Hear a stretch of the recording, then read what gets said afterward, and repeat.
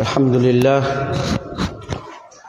wa afdalus salatu wa atamu taslim ala sadiqil wa'dil amin sayyidina wa nabina Muhammad wa ala alihi wa ashabihi wa man tamassaka bi sunnatihi ila yaumiddin. Allahumma ja'alna mimman yastami'una al-qawla fayattabi'una ahsanah. Allahumma arinal haqqa haqqa warzuqna ittiba'ah wa arinal batila batila warzuqna ijtinabah. Allahumma zidna ilma waj'alna min haula'il mukhlisina fi ibadika ya arhamar rahimin. Lakal hamdu kullu wa lakal syukru kullu. Alaika natawakkalu wa alaika nas'al. Iyyaka na'budu wa iyyaka nasta'in. Wa nastaghfiruka wa natubu ilaik. Amma ba'du. Assalamualaikum warahmatullahi wabarakatuh. Waalaikumsalam warahmatullahi wabarakatuh. Mga kapatid sa Islam at sa lahat ng mga ating mga kamusliman na nanonood o sumusubaybay sa video nito, alhamdulillah, tayo ay lubusang tunay na palagian at dapat lang na hindi mawalay ang ating mga puso at isipan at ang ating buhay sa ating ugnayan sa ating tagapaglikha. At ito naman ang dahilan kung bakit tayo nandirito sa sanlibutan na ito, para sambahin, purihin at gumawa ng kabutihan na ito ay inaalay natin sa ating tagapaglikha, ang Allah subhanahu wa ta'ala na sinamba, pinuri at niluwalhati ng lahat ng kanyang mga alipin, sinamba ng lahat ng mga propeta. Alhamdulillah kapatid, bagong pasok sa Islam ang ating kapatid na si Abdullah. Welcome sa Islam, bro. At ikaw ay tunay na ginabayan ng Allah. Ito ang relihiyon na tunay at ito ang relihiyon na tunay na magbibigay sa iyo sa ating lahat ng kaligtasan.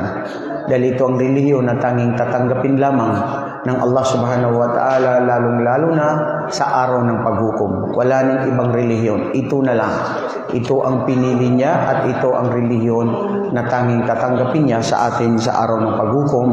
Maski gaano man tayo kabuti na tao dito sa mundong ito, maski gaano man tayo ay gumagawa ng kabutihan, ay hindi pa rin kailanman ito ay tatanggapin ng Allah ang ating mga mabubuting gawa kung ito ay hindi naaayon ang ating paggawa ng kabutihan o ang ating pananampalataya ay hindi para sa Allah subhanahu wa ta'ala. Idiin mo ng gusto, Ismail, kasi minsan medyo maluwag yan eh. Okay, mga kapatid, sa ating pamumuhay dito sa mundo, may tunay na dapat nating kung ano yung meron tayo. Tama, kapatid na Yusuf? Ibig sabihin dito, kapatid na Adam, ang ating pamumuhay dito sa mundo, kailangan mayroon kung ano yung dapat na mayroon tayo, na siya ang ating tunay na tanging yaman. Tanging makakatulong sa atin. Tanging dapat na ito ang ating pinagpaligsahan. Ano ba ito? Itong dahilan kung bakit tayo nandirito. Kung bakit tayo nag-aaral. Para ano ang makuha natin? Para ano ang matamo natin? At ano yung dapat na meron tayo?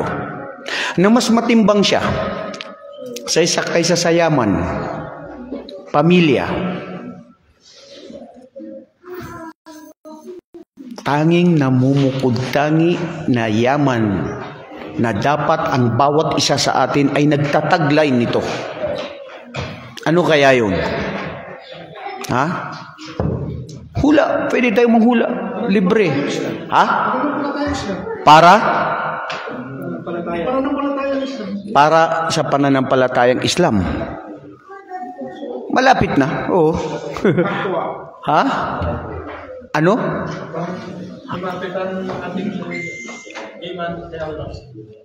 Para lumapit ang ating iman sa Allah. Oh, malapit na yun. Lalapit ang ating iman sa Allah subhanahu wa ta'ala. Alam nyo, kasi ito, pag nagkaroon ka, ito ang tunay na dapat na sandata mo. Ito ang tunay na kasama mo kahit saan ka pumunta. At ito rin ang sinabi ng Allah na siyang pinakamainam at pinakamas mabuti na mayroon kang ito na tinataglay mo. Ano ito mga kapatid? Walang iba kundi ang sinasabing at-taqwallah. Ang takot sa Diyos. Ang takot sa Allah subhanahu wa ta'ala. Bakit kinakailangan ito at mas matindi kaysa sa yaman? Mas matindi ito kaysa sa anumang mga ari-arian meron tayo. Sa kapangyarihan na anumang meron tayo. Bakit mas matimbang ito? Mga kapatid. Dahil ito, pag nagkaroon ka, ikaw ang siyang tunay na matagumpay. Nakuha natin sa mga nauna nating ating mga naipaliwanag.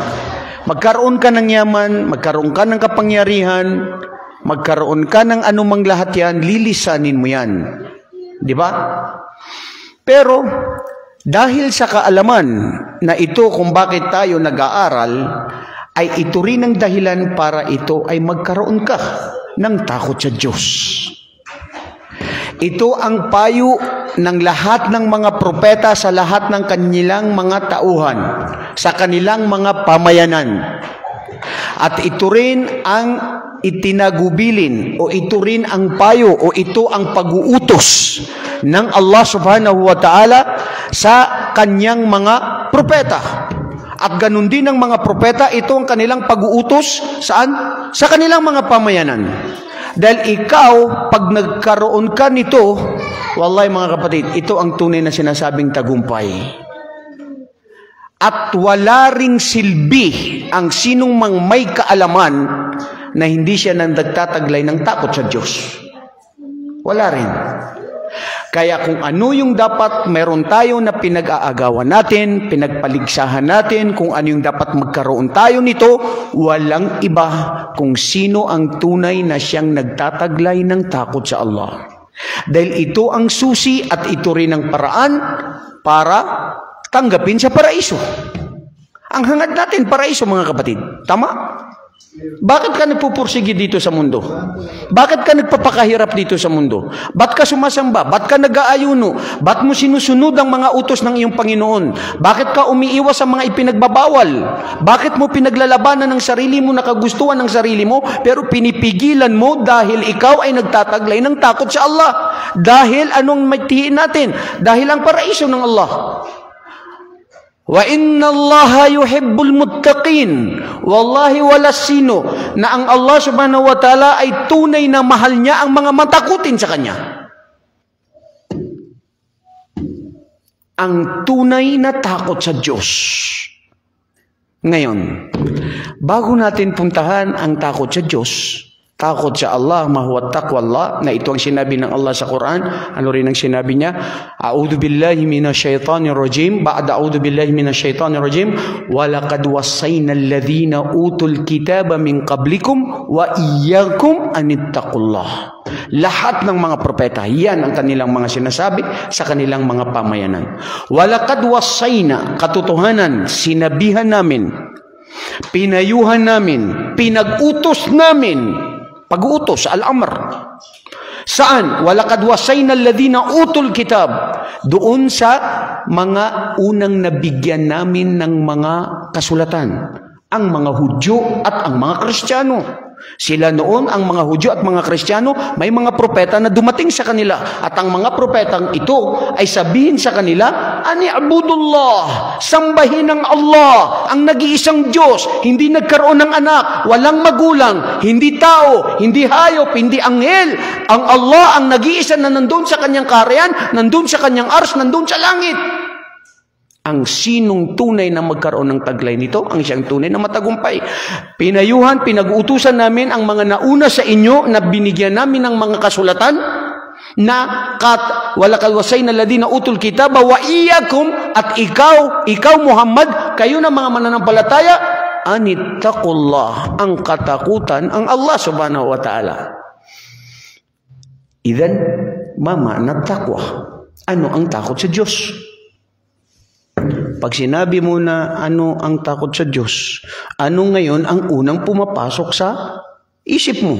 Pag sinabi mo takot sa Diyos, di ba? Ano ang takot sa Diyos? Madlang people. Mahwat taqwallah. Very good, Yusuf. Ano? Ismail. Ismail. Pagsunod sa kanya mga Mashallah, dalawang Ismail. Pagsunod siya? Sa kanyang mga utos at pagsunod sa kanyang mga ipinagbabawal. Sandali. Pagsunod sa kanyang mga ipinagbabawal. I-rectify natin. I-rectify natin yan. Ulitin natin yan.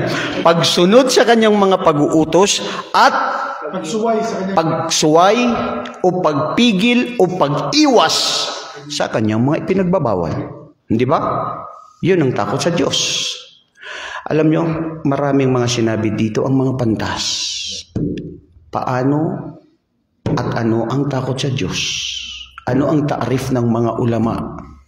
Ano ang kabutihan at kainaman ng taong siya ay matakutin sa Allah? Ano ang mga epekto, resulta nito sa buhay mo pag ikaw ay nagkaroon? At papaano ka magkaroon? Sa sandaling ito, mga kapatid, sa pananampalataya at sa lahat ng mga nanonood, ang siyang ating bibigyan ng linaw sa kunting oras na ito.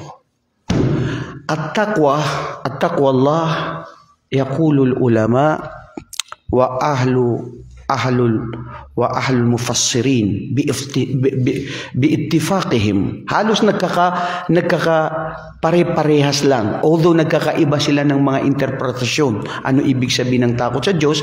Pero pag ito ay binuo mo, mabubuo mo doon sa isa na kataga na sinasabi na pagsunod sa pag-uutos ng Allah, pag-iwas sa mga ipinagbabawal niya. Kaya sinabi din ni Shaykh al-Islam Ibn Taymiyyah at yung mga ibang mga salaf, at-taqwallah huwa an taj'ala bainaka wa baina rabbuka mada al-wiqayah biimtithali awamiri wa ijtinabu nawahihi.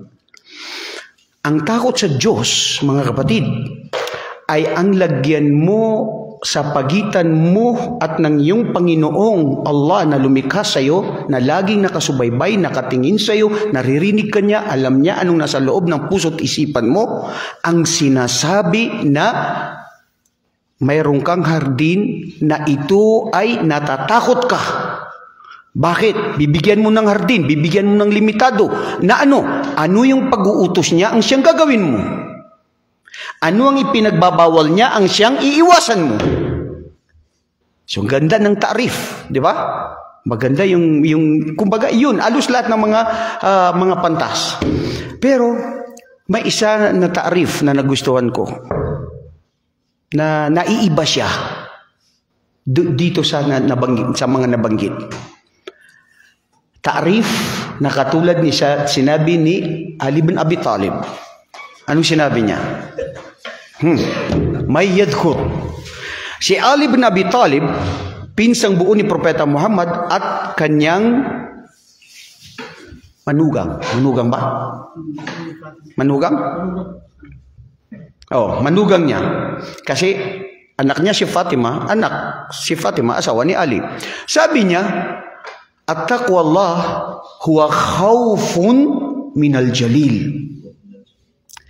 Khawfun minal jalil wal amalu bitanzil wal qana'atu bil qalil wal isti'dadu bi yawmir rahil.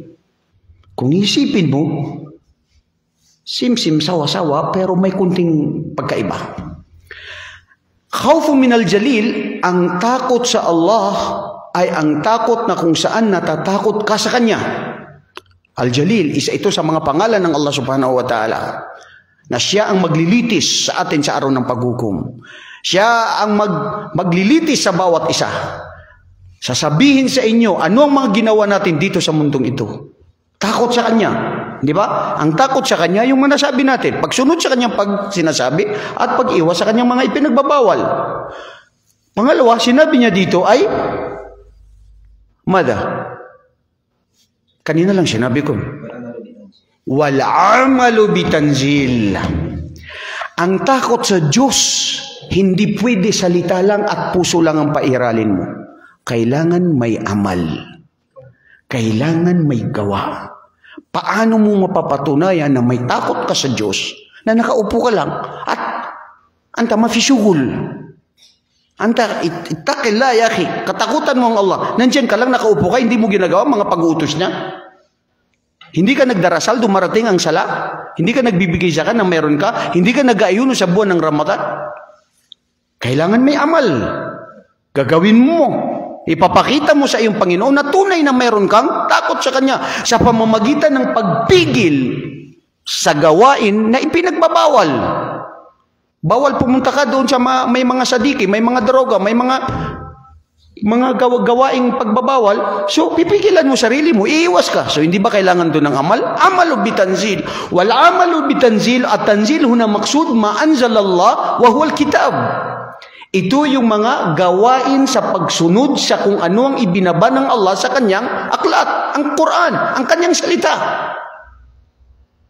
Ya ayyuhalladhina amanu qulu linnasi husna, o kayo na mga mananampalataya, sabihin sa mga tao ang magandang pananalita, mabuting pananalita. Takot sa Diyos pag nagsalita ka ng kabutihan.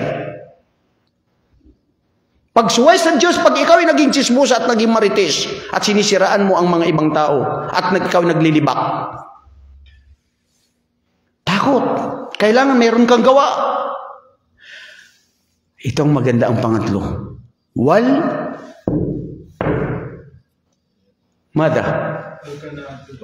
qana'atu bil qalil. Kapatid na Ismail, al-qana'a, yung ikaw ay makontento sa maliit. Wow, subhanallah, paano pumasok ang takot sa Diyos doon? Kung iisipin mo ng malalim. Ang ikaw ay maging makontento sa kung ano ang maliit na ipinagkaloob sa iyo ng Allah. Na mas marami ang iba, maliit sa iyo. Di ba? Paano papasok doon ang takot sa Diyos? Sige nga. How can I be one among those who is God-fearing when I am contented of what Allah hath given me? Yes, no doubt. Nawawala ang inggit sa iyong sarili kapag nakukontento ka. Nagtitiis ka, takot sa Diyos. Nawawala sa inggit, takot sa Diyos. Makontento ka, alam mo na nandyan ang iyong Panginoon na binabantayan ka niya, anuman ang nangyayari sa buhay mo, kapahintulutan, kagustuhan niya na ipinasulat niya, at ikaw ay matakunu radiyan. Maging matakutin ka sa Allah na tanggapin mo to at hindi ka nagsisisi o hindi ka nagsasalita ng masama o nag-iisip ng masama sa iyong Panginoon. Ya Allah, bakit ang mga kuffar na sila ay patuloy na suwail, nagtatambal, gumagawa ng mga kasalanan, ang mga ibang mga kamusliman, gumagawa ng kasalanan, ako wala akong alam na kasalanan na ginagawa ko, hindi ako nagririba, hindi ako pumupunta sa mga gumagawa ng zina o mga nagdodroga, pero sila na yung mayroon na lahat na ibinigay mo na mga biyaya, ako nahihirapan ako sa buhay ko. Pag yun ang nangyari sa iyo, nawawalay ka sa takot sa Allah. Dahil ang tunay na takot sa Allah, makontento ka.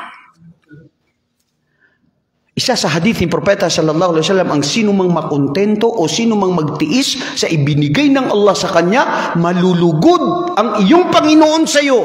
Kalulugdan kanya. Ang problema sa atin, ang alam na natin ng mga biyaya na nalugod sa atin ng Allah, ay kung ang nakikita mo ang mga biyaya sa iyo sa sarili mo. Sa buhay mo, may trabaho ka, may pera ka, marami kang asawa, marami kang mga anak, nandyan ka sa posisyon. Tapos ikaw na walang trabaho, ikaw na walang pera, ikaw na walang kaibigan, ikaw na napapabilang sa maliit na pamilya, ikaw na walang kaalaman, akala mo na sa sarili mo na pag-iwanan ka.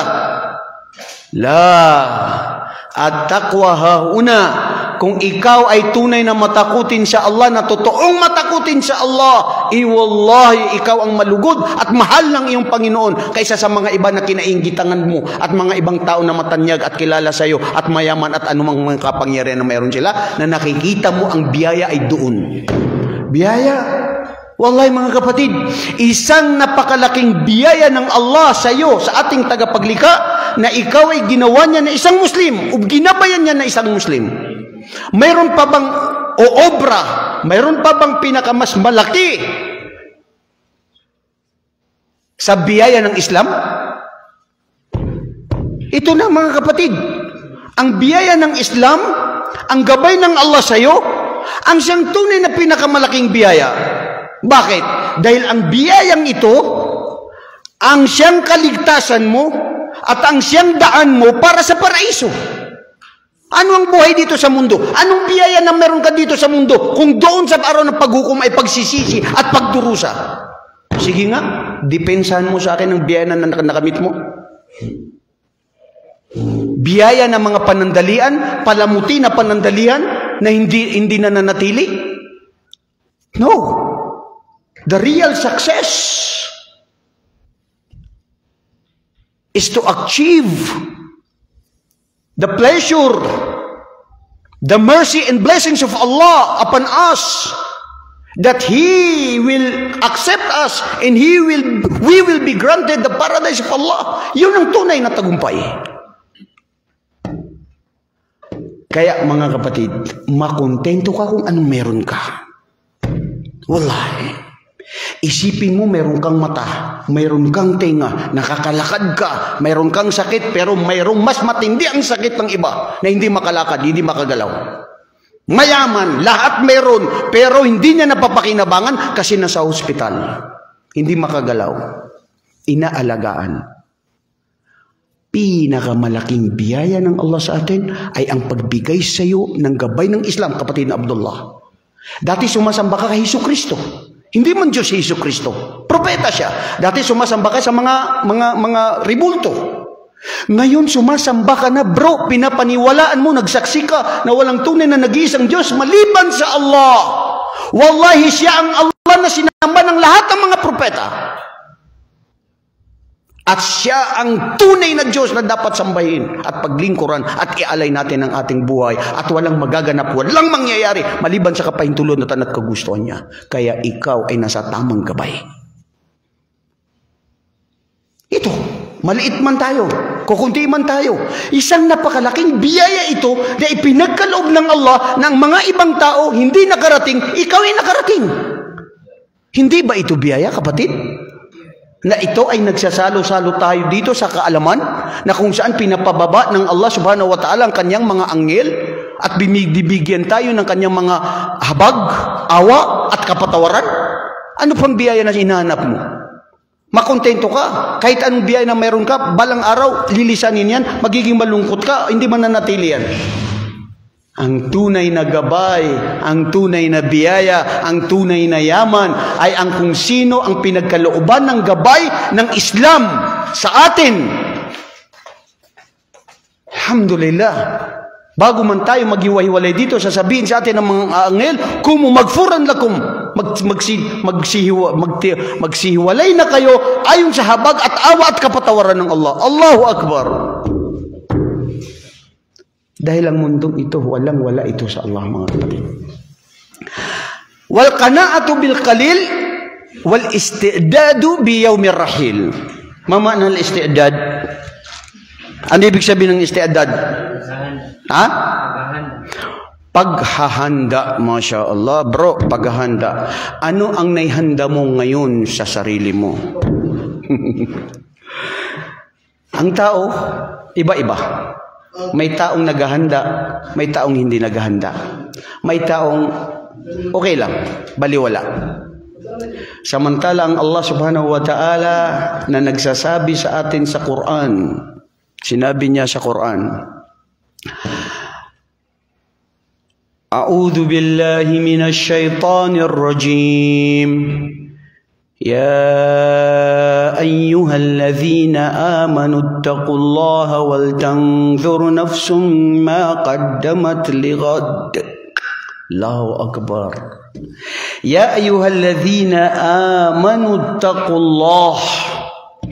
Lagi kapatid na ang ating tagapaglikha pag tinatawag niya ang mga mananampalataya, nagsasabi na katakutan mo ang iyong tagapaglikha, ang iyong Panginoon. Kung bakit ka naging tao, kung bakit ano ka ngayon, dahil sa Kanya. Ya ayyuhalladhina amanu taqullah, katakutan ninyo ang Allah o kayo na mga mananampalataya. Bago pa dumating ang araw ng paglilitis. Ya ayyuhalladhina amanu taqullah wal tanzur. Tanzur, mamaana tanzur. Ito yung istidad, bro. Al tanzur, tignan ng sarili. Sabi ng Allah, tignan ng sarili ano yung nagawa niya, naiambag niya para sa kinabukasan, para sa araw ng paghukom. Dito. Wallahi, totoo yan.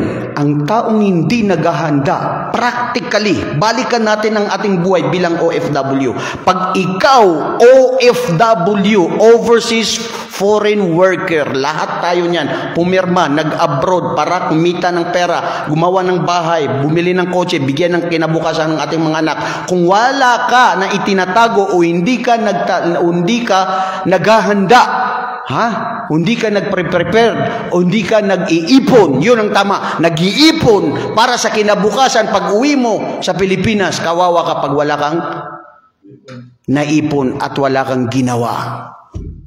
Kasi bakit? Nagpabaya!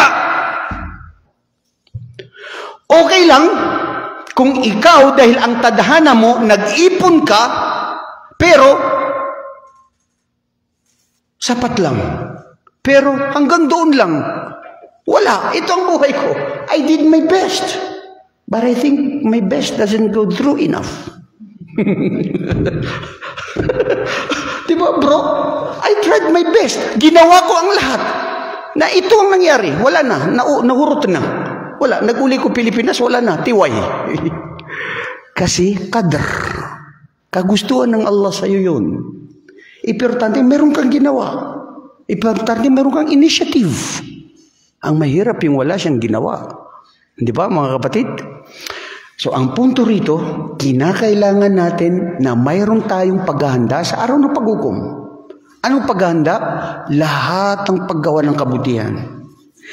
Ya ayyuhalladhina amanu, ano? Sabi ng Allah subhanahu wa ta'ala, وَمَنْ يَعْمَلْ مِثْقَالَ ذَرَّةٍ فَمَنْ يَعْمَلْ مِثْقَالَ ذَرَّةٍ خَيْرًا يَرَهُ وَمَنْ يَعْمَلْ مِثْقَالَ ذَرَّةٍ شَرًّا يَرَهُ. Wallahi, ang kahit sino man sa inyo na gumawa ng mga kabutihan na maliit, malaki, mabuti at hindi mabuti, ito ay ipapakita sa kanya sa araw ng paghukom. Hada huwa darul amal bila jaza. Walakin al-qiyamah darul jaza bila amal. Itong buhay dito sa mundong ito, ang pamumuhay sa mundong ito ay gawain na gawa. Pag-aani, hindi. Ang pag-aani sa araw ng paghukom. Dito ang pagsasaka.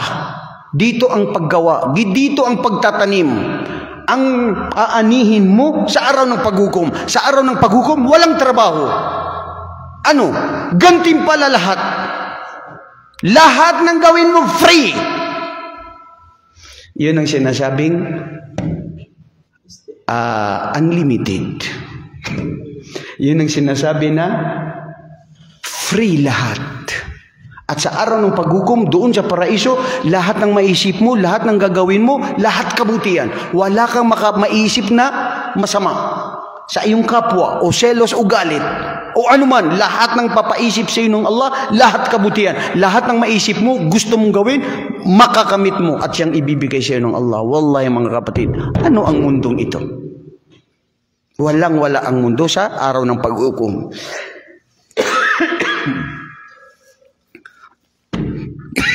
So nakuha natin ang sinasabing takot sa Diyos. Ang siyang pinaka-importante. Magbanggit tayo sa ilan sa mga kainaman ng takot sa Allah. Ang takot sa Allah, kasama na dito kasama na dito ang sinasabi na ikaw ay pinag-utusan ka ng Allah subhanahu wa ta'ala bilang ikaw ay dapat maging matakutin sa Kanya. Bakit? Dahil kung hindi ka ba naman matakutin sa Allah, anong sa-isay ng pagiging Muslim mo? Sige nga bro, di ba? Muslim ka, hindi ka matakutin sa Allah, is faida. Anong resulta? Gawa, takot, pag-iwas sa mga ipinagbabawal. Amarallahu biha ibadahu amma wa amara biha almu'minina khasa. Pinag-utusan ng Allah subhanahu wa ta'ala ang sangkatauhan na katakutan siya at lalong-lalo na specifically doon sa tunay na mga mananampalataya. Sabi ng Allah subhanahu wa ta'ala sa Quran, sa suratu Al-Mu'minun, Ba'da a'udhu billahi minasyaitanir rajim, wa inna hadhihi ummatukum ummatun wahida wa ana rabbukum fa'budun. Katotohanan, ito ang pamayanan ninyo na nag-iisa, ang paniniwala sa tunay na nag-iisang Diyos. Wa ana, sabi ng Allah, ako ang inyong Panginoon na dapat yung katakutan. Wa ana rabbukum fattakun, ako ang inyong Panginoon na katakutan ninyo. Sinabi rin ng Allah subhanahu wa ta'ala, subhanallah, Allahu Akbar, sa suratul Nahl. Sa suratul Nahl, min ibadihi an anziru annahu la ilaha illa ana fattakun. Sinabi ito ng Allah subhanahu wa ta'ala sa kanyang mga anghel, tanzilul malaikatu biruhim min amrih ala may yasha. Siya ang Allah na nagpapababa sa kanyang mga sugo, sa kanyang mga anghel na sinasabi sa kanyang mga propeta, sa kanyang mga pag-uutos, may yasha, ano kagustuhan niya, min ibadihi, sa kanyang mga alipin, an anziru, bigyan sila ng babala, annahu, na sabihin sa kanila na walang Diyos na nag-iisa na dapat paglingkuran at sambahin at katakutan. Idhan, hadafuna fi hadhihi al-haya an nakuna min al-muttaqin. Ito ang tunay na ating layunin dito sa mundo, na tunay tayo na maging matakutin sa Kanya. Napakamaraming aya, mga kapatid, na mga salita ng ating tagapaglikha, ang Allah subhanahu wa ta'ala, ang sinabi niya dito sa pagiging matakutin sa Kanya. Kanina nabanggit natin sa Suratun Nisa 131, وَلَقَدْ وَصَّيْنَا الَّذِينَ أُوتُوا الْكِتَابَ مِنْ قَبْلِكُمْ وَإِيَّاكُمْ أَنِ اتَّقُوا اللَّهَ. Sinabihan namin, pinagutusan namin, pinayuan namin ang mga naunahan sa inyo na binigyan namin ng mga kitab na katakutan ninyo ang Allah at kayo rin, dahil ang tagumpay, mga kapatid, ay nakalalay sa tunay na takot sa Allah. Yung mag-isa ka lang, wala kang kasama, malaya ka na pwede mong gawin ang haram, pwede mong gawin ang kagustuhan ng sarili mo, pero isipin mo yun, pinigilan mo yun. Bakit? Dahil sa takot sa Diyos. At yun ang totoo na doon mo mapapatunayan na may takot ka sa Diyos. Kasi pwede ka man maging plastic. Pwede tayong maging plastic. Harap-harapan, matakutin ako sa Diyos, gumagawa ako ng kabutihan, lahat ginagawa ko, nagsasala, lahat nakikita ng kabutihan. Pero hindi mo pwede lukuhin ang Panginoon mo. Dahil alam niya kung ano ang nandito sa puso mo. Minsan may mga tao plastic. Nakaharap mo, kaibigan mo, tumatawa sa'yo, pinaglilingkuran ka niya. Pagtalikod mo, yung puso niya napakaitim na galit sa'yo at hindi sasabihin niya, sayang, sana hindi ko na yung ginawa. At taqwallahuna fil qalb, mga kapatid, ang takot sa Diyos, wallahi tunay na ang takot sa Diyos ay dito sa pusong ito. Nakakaramdam. Minsan hindi nakikita sa gawa. Minsan ang gawa riya. Minsan ang gawa gawain ng mga munafik. Gawain ng mga mapagkunwari, mga duplikara na gumagawa, na tumutulong, serbisyo sa Islam, pero ang mga kanilang puso nagiinit ng budhi sa hindi makatotohanan ng kanilang pananampalataya. Ang pagpasok mo sa Islam, kapatid na Abdullah, ialay mo yan sa Allah. Hindi sa amo mo, sa asawa mo, sa kahit sinong tao. Ialay mo na, ya Allah, ikaw ang Diyos ko, para sa iyo itong pag-Muslim ko. Itong paggawa ko ng kabutihan. At yan ang dapat sa isang Muslim. Ito ang mga sinabi ng mga anbiya sa kanilang mga tao. Sinabi rin ni Propeta Ibrahim, wa Ibrahimu idh qala liqawmihi abudullah wattaquhu dzalikum khairul lakum in kuntum ta'lamun. Ya Rabb, Suratul Ankabut 16 sa Quran. Sinabi ni Propeta Ibrahim, alalahanin o Muhammad nung banggitin ni Ibrahim at sinabi niya sa kanyang mga pamayanan, abudullah, sambahin ng Allah, ang tunay na nag-iisang Diyos, wattaquhu, katakutan niyo siya. Dahil sa pagkatakot, dzalikum khairul lakum, ito ang siyang pinakamabuti, mainam sa inyo, kung ito lamang ay alam ninyo. Mga kapatid, kung tayo ay nag-iinggit sa iba, kung tayo ay nawawalan ng pag-asa, wallahi ang dapat na gawin mo sa sarili mo, makipag-unahan na maging matakutin sa Allah. Paano ka maging matakutin sa Allah? Maganda yung isang sinabi ni Abdullah ibn Mas'ud. Ganda yung sinabi niya. Doon sa isang ayah sa Quran, sinabi ng Allah sa Quran, ya ayyuhalladzina amanu taqullaha haqqa tuqatih wa la tamutuna illa wa antum muslimun. O kayo na, ya ayyuhalladzina amanu, kayo, tinawag ng Allah ang mga mananampalataya. Mga kapatid, pag narinig natin sa Quran, ya ayyuhalladzina amanu, kayo na mga mananampalataya, tinatawag ng Allah, isipin mo yun, ikaw yun, tinasabihan. Isipin mo yun, may pag-uutos sa iyo ang Allah. Isipin mo, may matinding pag-uutos sa iyo ng Allah na gawin, o di kayo may matinding pag-uutos sa iyo ng iyong Panginoon na iwasan. Sabi dito ni Ibn Mas'ud sa aya na ito, ya ayyuhalladhina amanu taqullaha haqqa tuqati, o kayo na mga mananampalataya, katakutan ninyo ang inyong Panginoong Allah na tunay na pagkatakot. Haqqa tuqati. Hindi lang yung sabing katakutan ninyo. Tunay na pagkatakot. Kasi may mga taong natatakot sa Allah, pero hindi tunay. Pakitang tao. O siya ay napilitan lang. Meron ba yun? Napilitan lang? Nainitan ako sa jacket na ito. Ha? Paano yun? Napilitan lang na natakot sa Allah. Meron ganun? Meron. Di ba? Ano? Gusto mo yung anong plastic? Tupperware? Gusto mong uminom? Gusto mong mangalunya? Di ba? So ngayon, nandito ka sa Saudi Arabia, bawal. Pugot ulo ang mga nangalunya. Pumatay, gumawa ng kasalanan, may hatol. So, sabihin mo sa sarili mo, ay hindi kasi baka mapugutan tayo ng ulo. Hindi takot sa Allah. Ang kinatakutan mo, yung pugot ng ulo mo. May ibang tao, ay hindi ko yan gagawin. Haram, bawal. Bakit? Ay, piyak, kaya katukawan ni Rana daw, miyakwatan wa diyaman. Bakit? Hindi mo gagawin yung kasalanan. Nakakahiya. Malaman ng mga tao, ano na lang sasabihin nila sa atin? Uy, si Ustad, ito pala ginagawa niya. O, ito si Mutawa, ito ginagawa niya. Sino kinatakutan mo, bro? Ang mga tao di ay? Noon sa di ay mong kinabuhi? Natakot ka sa mga tao at hindi sa tunay na iyong tagapaglikha. Huwag kang mapilitan, huwag kang gumawa dahil sa tao. Ang tunay na takot sa Diyos, ang pag-aalala sa Kanya dito sa puso mo, at ang paggawa ng mga pag-uutos. Anong sinabi nga ni Ibn Mas'ud dito sa taqwallah, dito sa aya na ito? Katakutan ninyo ang Allah subhanahu wa ta'ala na tunay na pagkatakot at huwag kayong mamatay, hayaan ang sarili nyo na mamatay kayo na hindi mga Muslim. Di ba? Hindi mga Muslim. May mga Muslim pala na namamatay na hindi Muslim? Mga kapatid, mayroon ba? Ha? Mayroon wala? Ha?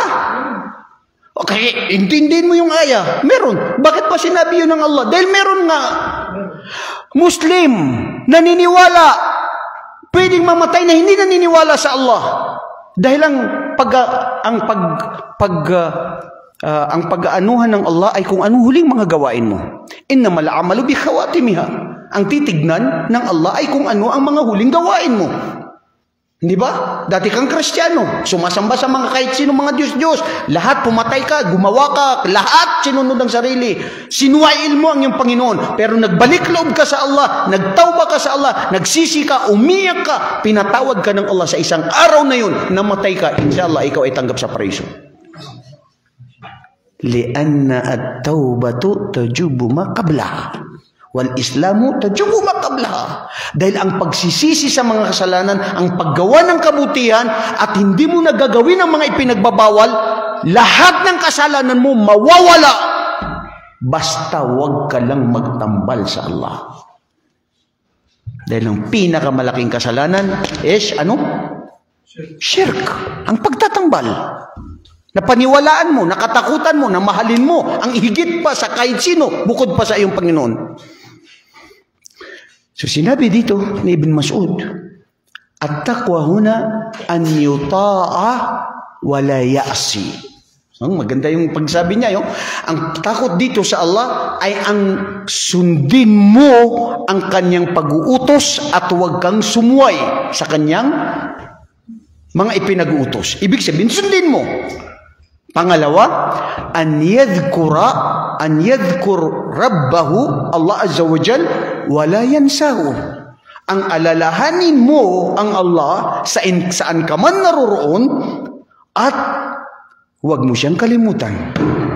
Allahu Akbar. Ang ganda, di ba? Oh, dugtungan mo pa. Pangatlo, ang sinabi niya, wa an yashkura wala yakfur. Ang siya ay magpasalamat siya sa Allah at huwag siyang tumalikod. Ibig sabihin, magtanaw ng utang na loob. Ibig sabihin, ang pagpapasalamat kasi sa Allah subhanahu wa ta'ala ay ang gawin ng kanyang mga pag-uutos. Ang alalahanin mo siya kahit saan siya. Ano ba yung hadith na sinabi ni Propeta sallallahu alaihi wasallam? Ittaqillaha haythuma kunt watbi'us sayyi'atal hasanata tam'uha wa khaliqin nasa bi khuluqin hasan. Katakutan nyo ang Allah sa kahit saan man kayo maroon. At ittaqillaha haythuma kunt watbi'us sayyi'atal hasana, ang kasalanan na nagawa mo, bro, ay sundan mo ng mabuting gawain. Bakit? Lianna tam'uhu. Dahil ang kasalanan na ginawa mo, pag sinundan mo ng kabutihan na gawain na pinalitan mo, ulaika yubaddilullahu sayi'atihim hasanat wa kana Allahu ghafurur rahim. Allahu Akbar. Sila yung mga nagsisisi sa kanilang mga kasalanan at gumawa ng mga kabutihan na mga gawain noong sila ay nalinlang nila ang sarili nila na gumawa ng kasalanan. Ang mga kasalanan na nagawa nila ay papalitan ng kabutihan.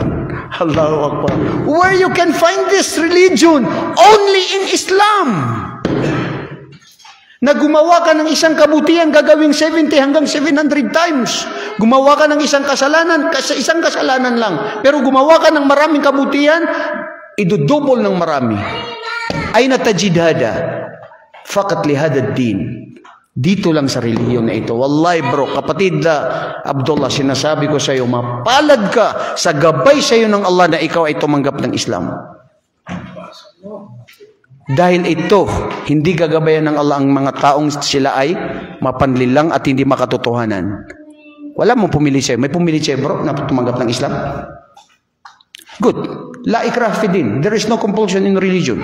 Hindi tayo ay nag-ano sa religion nating Islam. Ibig sabihin, hindi tayo nagsasapilitan. Mga kapatid, so ang daming ayat dahil sa oras na pala, iwalay na tayo. Alauna na, alas 2 na pala. Subhanallah. Napakadali ng oras. Napakadali ng sa 5 minutes para mag 2 o'clock o mag 1 oras. Ang bilis ng oras. Akala ko nagkukwento lang ako sa inyo, nagsimula lang ako tapos hindi pa ako natapos. Tapos sasabihin niyo, Ustad, tapos naman yung oras mo. Maghilom na ka diha. Kay nadumog na namo ang imong mga gisulti. Okay.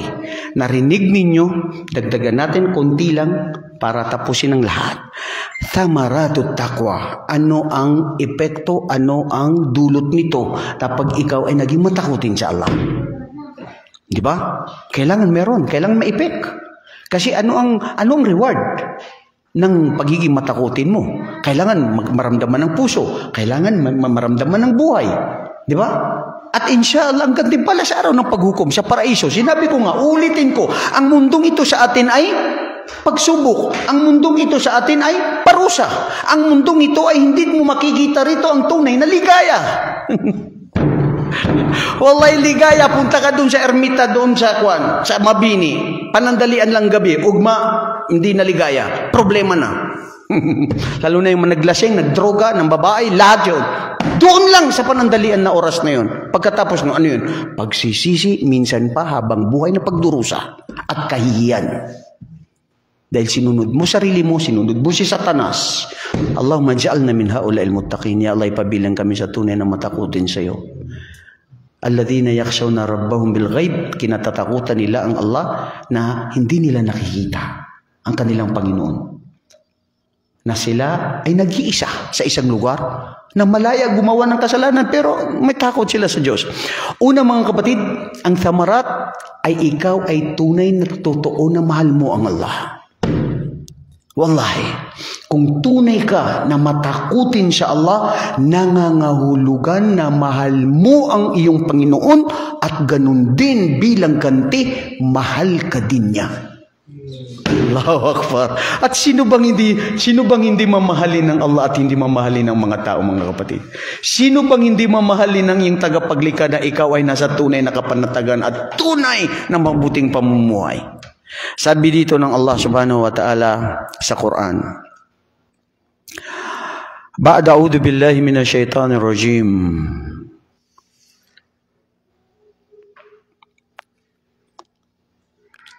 Ya Rabb, bal man awfa bi ahdihi wattaqa fa innallaha yuhibbul muttaqin. Sa suratul Imran verse 76, ano ang sinabi ng Allah? Bala man awfa bi ahdihi wattaqa fa innallaha yuhibbul muttaqin. Katotohanan, ang sino ang maging malumanay, sino ang may pagkumbaba, sino ang may habag at awa sa kanyang kapwa, sino ang mabuti sa inyo, at sino yung gumawa na kabutihan na sinunod ang pag-uutos ng kanyang Panginoon at natakot siya sa Allah, fa innallaha yuhibbul muttaqin. Katotohanan, mamahalin ng Allah ang mga taong tunay na matakutin sa Kanya. Sa Suratul Taubah, sinabi rin ng Allah, verse 7 sa Suratul Taubah, fastaqimu lahum innallaha yuhibbul muttaqin. Allahu Akbar. Maging matotoo kayo, sabi ng Allah. Dahil si Allah, katotohanan, mahal niya. Mahal ng Allah ang sinong tunay na mga matakutin sa Kanya. Paano rin? Pag ikaw ay naging matakutin sa Allah, bibigyan ka niya ng habag. Hindi lahat bibigyan ng habag, kapatid na Ismail. Di ba? Paano ka mabigyan ng habag? Sa pamamagitan ng iyong takot sa Kanya. Sabi ng Allah sa Suratul An'am, وَهَذَا كِتَابٌ أَنزَلْنَاهُ مُبَارَكٌ فَاتَّبِعُوهُ وَاتَّقُوهُ لَعَلَّكُمْ تُرْحَمُونَ. Bibigyan kayo ng habag at awa. Sabi, وَهَذَا كِتَابٌ, ito ang Quran, ito ang kasulatan, ito ang gabay ng inyong Panginoon, anzalnahu, na ibinaba namin sa inyo, o Muhammad, o kayo na mga mananiniwala, mubarakun, na nandito ang tunay na gabay at tunay na tagumpay, mubarak, fattabi'u, sundan ninyo ito. Panghawakan ninyo ito, fattabi'u, wattaqu la'allakum turhamun. At katakutan ninyo ang Allah subhanahu wa ta'ala, nang sa gayon ay kayo ay tunay na maging matakutin sa Allah. Masya Allah, kayfa al-hal? Anta Ibn Arafat, ha? Masya Allah. La'allakum turhamun, mga kapatid. Ang ibig sabihin, bibigyan tayo ng habag ng Allah subhanahu wa ta'ala kung ikaw ay maging matakutin sa Kanya. La ilaha illallah. Dito rin, nagkakaroon ng sababur rizq. Bumababa ang mga biyaya sa inyo ng iyong Panginoon. Anong sinabi ng Allah subhanahu wa ta'ala sa Quran? Wa may yattaqillaha yaj'al lahu makhraja wa yarzuquhu min haythu la yahtasib. Allahu Akbar.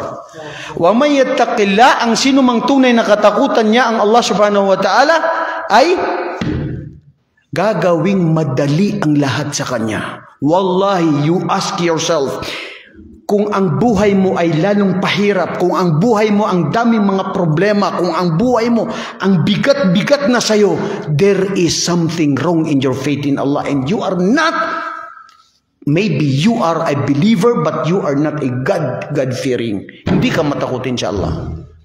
Takot sa Allah. Nagdarasal ka ba ng Fajr sa masjid?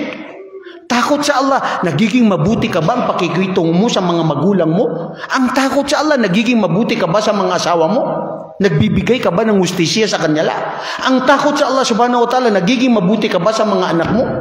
Ang takot sa Allah, ikaw ba ay mabuti ang pananalita mo? Ang takot sa Allah, pag nakikita mo ang haram, itong haram na ito, tumitingin ka pa rin sa haram? Ha? Yalla ya bunaya, ijlis na. Jazakallah khair. Ha? Mga kapatid, pag nakita mo ang haram, ang takot sa Allah, kailangan mapatunayan mo sa sarili mo. Kung kida-kida, mafisida, there is something wrong in your faith. Hindi ba? Allahu Akbar. So, nagrereklamo tayo, bakit mabuti ako, nagdarasal ka, hindi totoo. Nagdarasal ka, hindi kompleto. Nagdarasal ka, pakitang tao. Nagdarasal ka, gumagawa ka ng kabutihan, hindi pa totoo sa sarili mo dahil may sahol. Kumbaga sa maranan, makasasahugan. At hindi totoo. O di kaya plastic. O di kaya pakitang tao lang. So, we need to rectify ourselves, mga kapatid.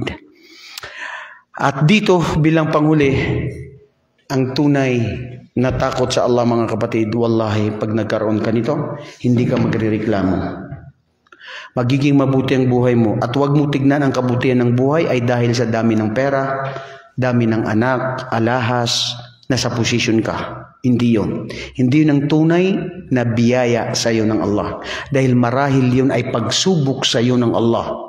Ang dami ng asawa, ang dami ng anak, ang kapangyarihan at pera, kasikatan, maaari yan, tingin mo biyaya, ito ay napakalaking pagsubok sa iyo. Ang tanging biyaya sa iyo, mga kapatid, ay ikaw ay laging nag-aalaala sa Allah at nasa tamang gabay. At gumagawa ng kabutihan. Wallahi.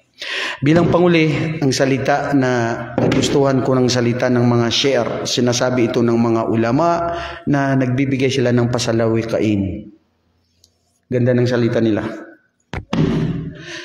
Ittaqillaha idha ma kunta ghafilan. يأتيك بالأرزاق من حيث لا تدري فكيف تخاف الفقر والله رازق فقد رزق الطير والحوت في البحر فمن ظن أن الرزق يأتي بقوة ما أكل الأسفور شيئا مع النسر تزول عن الدنيا فإنك لا تدري إذا جر عليك الليل هل تعيش إلى الفجر كم من صحيح مات من غير علة وكم من سقيم عاش حين من الدهر.